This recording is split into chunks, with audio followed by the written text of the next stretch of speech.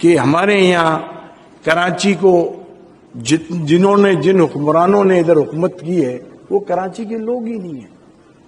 اور یہ ابھی سینسس کی بات کر رہے ہیں، اس میں تو آرمی بھی ساتھ تھی،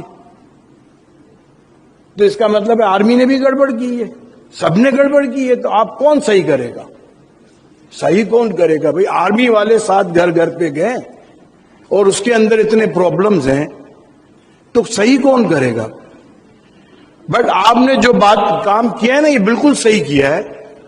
کراچی کے اسکولز، کالجز، بینکس، یہاں کے بزنس کمیونٹی، ٹریڈرز، یونیورسٹیز، یہ جتنے ادارے ہیں، جتنے کراچی کے لوگ ہیں، سب کو نکلنا پڑے گا ایک ساتھ. جب تک یہ ایک ساتھ نہیں نکلیں گے کچھ بھی نہیں ہوگا. آپ مجھے بتائیں، صرف 55 ارب روپے، 55 سے 60 ارب روپے انفراسٹرکچر سیس کی مد میں سندھ گورنمنٹ کو پیسے ملتے ہیں، ایکسائز ڈپارٹمنٹ کو. کتنے؟ 55 سے 60 ارب کی. اور انفراسٹرکچر سیس کا مطلب یہ ہے کہ آپ کے انفراسٹرکچر سے گزر کے جو گاڑیاں گئی ہیں، یہ اس کے لیے ہے نا کہ وہ خراب ہوگا. تو یہاں سے تو کراچی سے نکلنے کے بعد تو موٹر وے اور ہائی وے پہ چڑھ جاتی ہے. تو کہاں کا انفراسٹرکچر خراب ہوا؟ کراچی شہر کا. تو کراچی کو کیا ملتا ہے اس میں سے؟ وہ کبھی سی ایم ہاؤس میں نے یہ بات کی تو بولے اس کو نہیں بلایا کرو آئندہ. ادھر یہ حال ہے، یہ حقیقت ہے، یہ حقیقت ہے.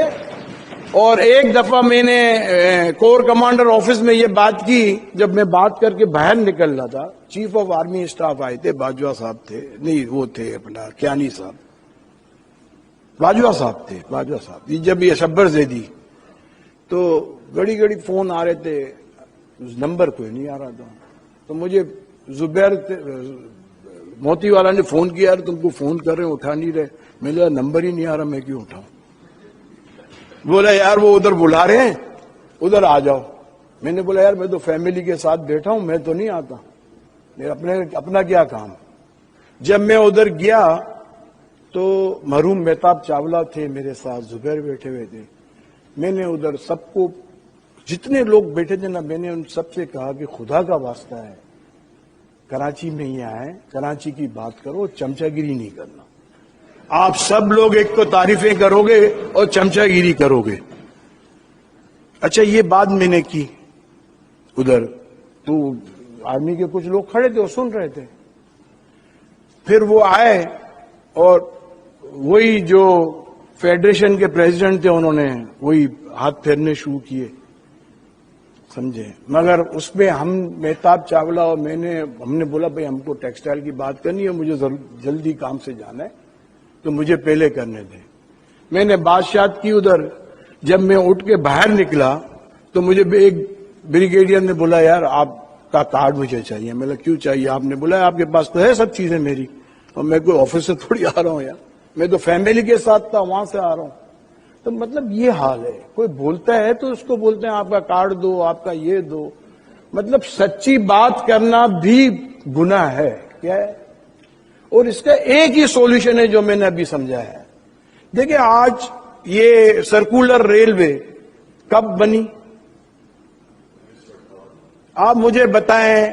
حبیب بینک پلازا کب بنا؟ تو ہم نے تو جب سے ہوش سنبھالا ہے تو نیگیٹو گروتھ ہی دیکھی ہے. اور جس دن یہ نعرہ لگا تم ادھر اور میں ادھر، اس دن کے بعد نیگیٹو گروتھ ہوئی ہے. آپ 4-5 بیسک چیزیں ہوتی ہیں جس پہ آپ شور مچا رہے ہو. میرٹ ختم ہو گئی. مجھے کوئی میری فیکٹری میں کہے کہ آپ سفارش پہ آدمی رکھو سارے، تو میں رکھ سکتا ہوں، فیکٹری چلا سکتا ہوں، سوال ہی پیدا نہیں ہوتا. آپ مجھے بتائیں کہ یہاں میرٹ پہ کتنے لوگ بھرتی ہوتے ہیں؟ پاکستان میں کتنے لوگ میرٹ پہ بھرتی ہوتے ہیں؟ آپ نے اپنے آئین کے اندر وہ سسٹم بنا دیا کہ میرٹ کو ختم کرو. میں اسمبلی میں کوئی 20-25 سال سے جاتا ہوں، نیشنل اسمبلی میں اور سینٹ میں. وہاں میں لا میکرز جو دیکھتا ہوں تو میں سوچتا ہوں کہ یہ جو لا میکرز ہیں یہ ہمارا قانون بنا رہے ہیں. آپ ان کو دیکھ کے حیران ہو جاؤ گے. میں حقیقت بتا رہا ہوں. صرف آپ ان سے سلام دعا کرو اور آپ اپنا ایجنڈا دو، وہ پاس ہو جاتا ہے. یار آپ مجھے بتاؤ، جب اس ملک کے ایسے لو میکر ہوں گے تو لو کیا بنے گا؟ یہ حقیقت ہے. تو آپ کہاں کس سے مانگ رہے ہو؟ آپ کس سے امید لگائے بیٹھے ہو؟ یہ تو عوام کو نکلنا پڑے گا، اور ہر لیول سے، ہر جگہ سے. اور ایک ہی طریقہ ہے کہ یہاں ہی کے لوگ سب کچھ کریں، اور کوئی نہیں کرے گا آپ کے لیے.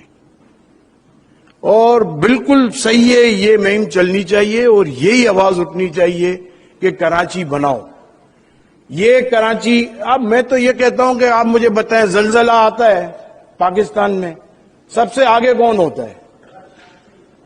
اور ڈائریکٹ ان لوگوں کو ملتا ہے، گورنمنٹ کو نہیں ملتا، ڈائریکٹ جا کے دیتے ہیں.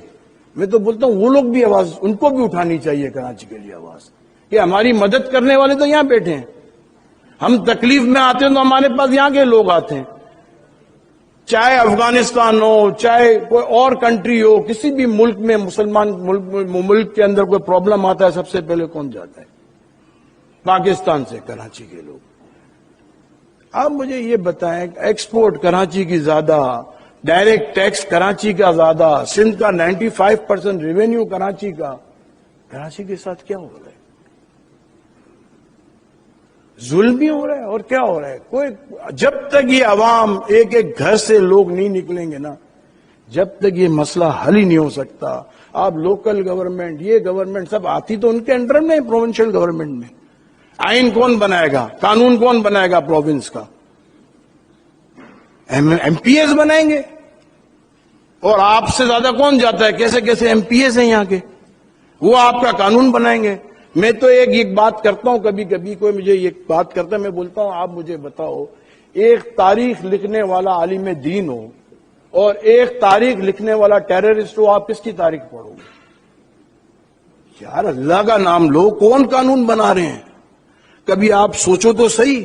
آپ اسمبلی کے سارے آدمیوں کو چیک کرو، یہ جو قانون بنا رہے ہیں اس میں سے کون لوگ ہیں جس کے آپ جس کو سلوٹ کرو کہ یہ آدمی قانون بنانے کے لیے بالکل قابل ہے، وہ ہمارے قانون بنا رہے ہیں.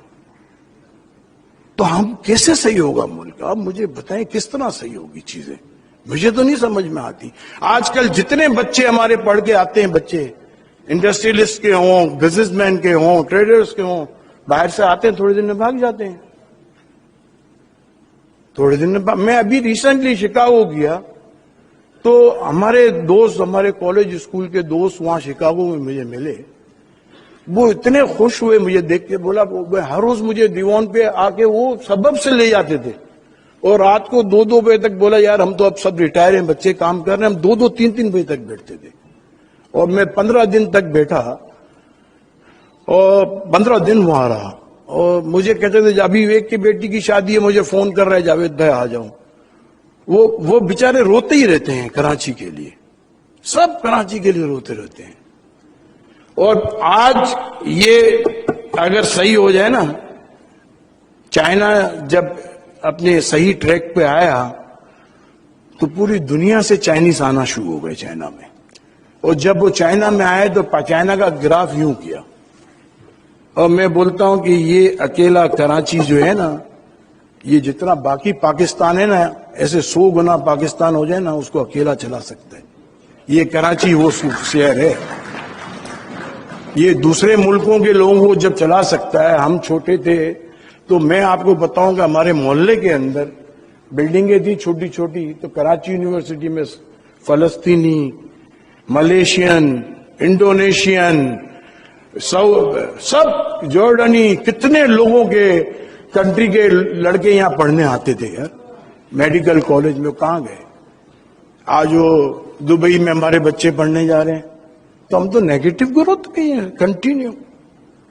اور جب یہ 4-5 چیزیں جو تباہی کی گئی، انڈسٹریلائزیشن کو ختم کیا گیا، تباہی شروع ہو گئی. ایجوکیشن کو نیشنلائز کیا، تباہی شروع ہو گئی. میرٹ کو ختم کیا، تباہی شروع ہو گئی. بینک کو نیشنلائز کیا، تباہی شروع ہو گئی. رہا کیا پھر اس کے بعد؟ آپ نے تو سب بیسک جو فاؤنڈیشن ہے وہ ساری ختم کر دی. اور میرٹ ختم کرنا کسی بھی ملک کے اندر وہ تو کینسر ہے. اس سے بڑا تو کینسر کوئی نہیں ہے کنٹری کو تباہ کرنے کے لیے.